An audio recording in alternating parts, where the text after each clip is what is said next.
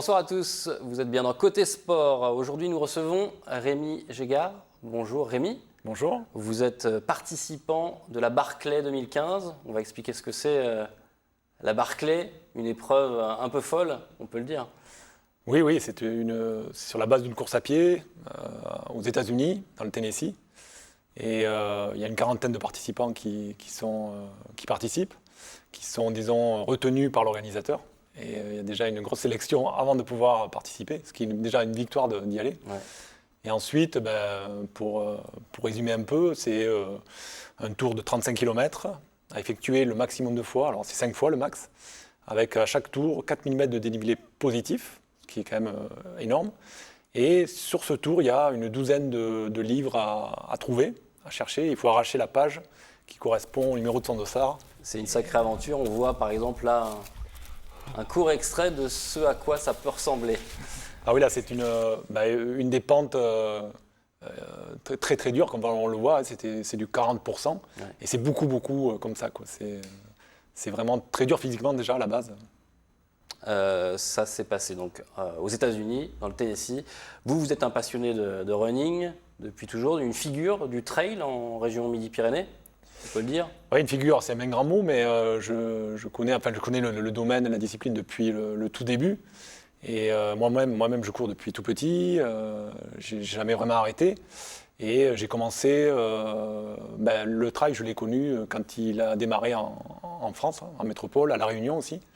Et par le biais de mon métier aussi, j'ai jamais arrêté. J'ai toujours été baigné dedans depuis tout le temps. Et vous travaillez donc sur le site www.runningmag.fr. Il y a un magazine aussi papier, Running Mag, qui est le lien avec le site. On en reparlera tout à l'heure.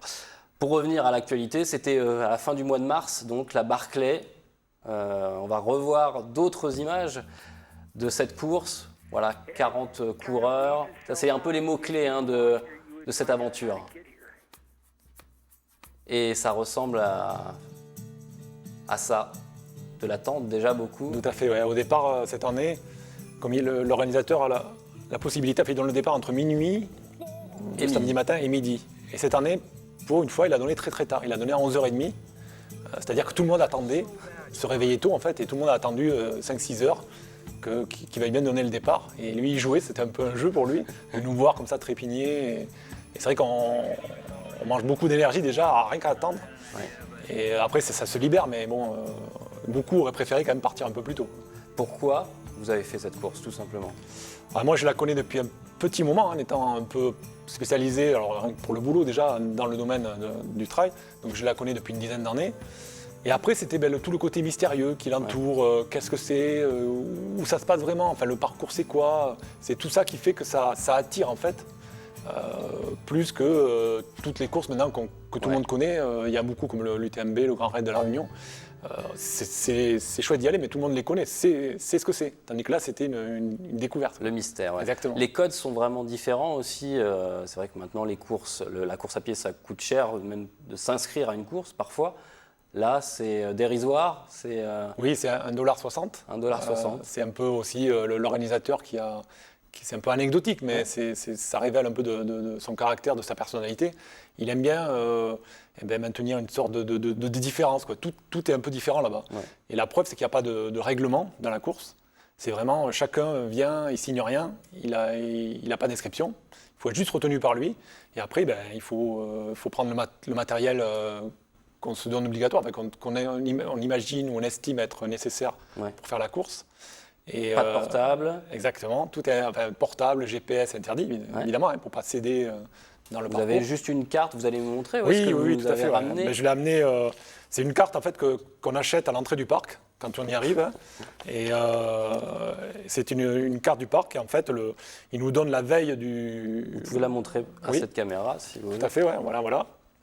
Et donc la veille de la course, le soir vers 18h, 19h, à l'heure de la passage, on mange le poulet grillé, là, il nous donne le parcours, tout le monde le reproduit, l'écrit au mieux, et puis voilà. Après, il suffit de trouver les livres qu'il a lui-même fixés, il y a des points où il y a des livres, Et il faut aller les chercher sur le... Et il faut récupérer la page qui correspond à son dossard. Exactement. Donc il nous donne le dossard quand on va le voir, quand on arrive dans l'après-midi. Chaque novice, quand on fait pour la première fois, ils nous appellent les virgines, quoi, les nouveaux. On amène une plaque d'immatriculation de là d'où on vient, de son pays, de sa région. Et en échange, ils nous donnent le dossard. C'est un vrai personnage, hein. On va le voir en image, il s'appelle Lazarus. Laz, son diminutif, c'est Laz. Voilà, exactement. On le voit là, en train d'installer les plaques d'immatriculation. Alors là, il prend donc maintenant, il y a une quelques plaque heures. Midi-Pyrénées. Hein. Voilà, exactement. Tout à fait. J'ai ramené 31, forcément. Vous parliez du poulet, donc c'est le poulet qu'il cuit et là aussi, et qu'il vous offre. Toute une légende, en fait, parce que beaucoup de concurrents disent qu'il n'est pas cuit, qu'il ne faut pas le manger, que ça fait mal au ventre. Bon, il était très très bon, hein, cette année-là. Voilà, alors là, il est 10h30. Et, il vous reste 1 heure pour vous préparer. Voilà, il souffle dans la conque. Et à partir de là, il reste 1 heure pile pour être... mais là, tout le monde était prêt, puisqu'on était levé depuis... et le dernier petit... Voilà, le dernier rituel, c'est qu'il allume une cigarette. C'est pas un coup de pistolet. Non, voilà. Non, dès qu'il est allumé, tout le monde sait qu'il part. Voilà. C'est le départ. Très particulier, mais effectivement très, très sympathique, on a l'impression. Ouais, moi, ce que je note, avec du recul maintenant, ce que je retiens le plus, c'est toujours le côté liberté totale. Ouais. Alors à la fois, c'est mystérieux et il y a un côté dangereux, quoi. C'est toujours dans l'aspect un peu... La forêt hostile se ressemble beaucoup. Après, c'est la liberté. Il n'y a pas d'obligation, pas de règlement. C'est vraiment très, très loin de... C'est de la survie. On en parlait avant le début de cette émission. Oui. C'est de la course à pied, oui, mais c'est de la survie. Oui, c'est un autre mode de... Ouais, c'est pas de la course à pied. C'est le moyen de se déplacer, en fait. Hein. Il faut courir, trottiner, marcher. Ça reste de la course à pied pour ça. Ensuite, c'est vraiment de la démerde, quoi, comme on dit. C'est plus un côté... il faut penser à ses vêtements chauds, parce qu'il fait froid quand même la nuit. Il y a des moments très froids. Il faut penser à sa nourriture qu'on amène pour tout le tour, qui dure quand même 10 heures, 11 heures, pour les meilleurs. Il faut penser à amener tout ce qu'on va manger, parce qu'il y a juste 2 points d'eau. Ouais. Et tout ça, ça fait que c'est plus une aventure. Le côté survie, c'est un bien grand mot, parce que bon, il n'y a peut-être pas mort derrière, mais il faut tout gérer tout seul, et on se retrouve tout seul, tout le temps. Donc, vous nous avez amené d'autres souvenirs. Oui, alors oui, dans l'ordre, c'est quelques jours avant l'épreuve. Alors moi, il me l'a envoyé 1 semaine avant, parce que je suis français, et donc il savait que je devais traduire le petit bouquin. C'est un petit roadbook où il explique où sont positionnés les livres à aller trouver. Donc c'est toujours, c'est très bien décrit, sauf que c'est à façon Laz, quoi, j'allais dire. Ça y est, il met beaucoup d'humour dedans. Et toujours...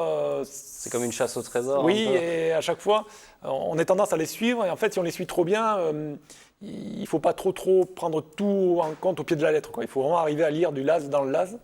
Et c'est pas évident, hein, parce que alors après, il me l'a envoyé 1 semaine avant pour que j'ai le temps de le traduire.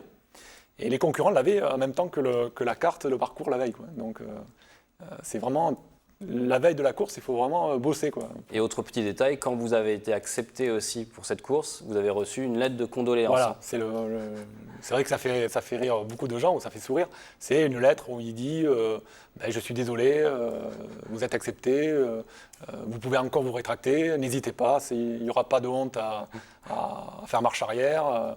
Et notamment sur les 40, il y a 40 inscrits, enfin 40 élus. Il y a une liste d'attente d'à peu près aussi 40 personnes.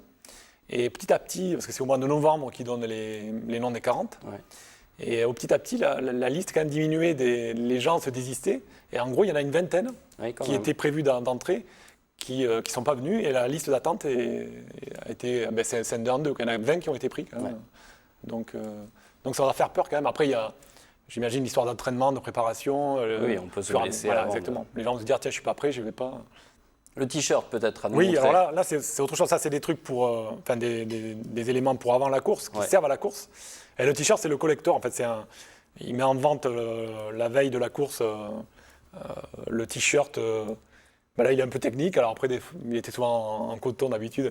Mais c'est aussi anecdotique. C'est la porte jaune. C'est là où on doit taper au bout d'un tour pour être validé. On doit arriver, taper sur la porte.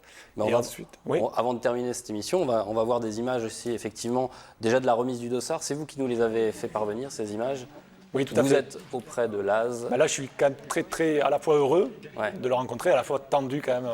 Ça fait tellement longtemps que j'écrivais, on se communiquait par mail. Et je suis tellement heureux je sais pas, ça concrétise, dédramatise aussi le truc. C'est-à-dire que je vais enfin le voir et c'est tellement un personnage que je suis content de le voir, de le rencontrer. Et des images maintenant de votre course, c'était grâce au magazine Stade 2 de France Télévisions qui vous a consacré tout un sujet. C'était dimanche au début du mois d'avril. Oui. Fin avril, pardon. Fin avril, le 26 avril. 26 avril.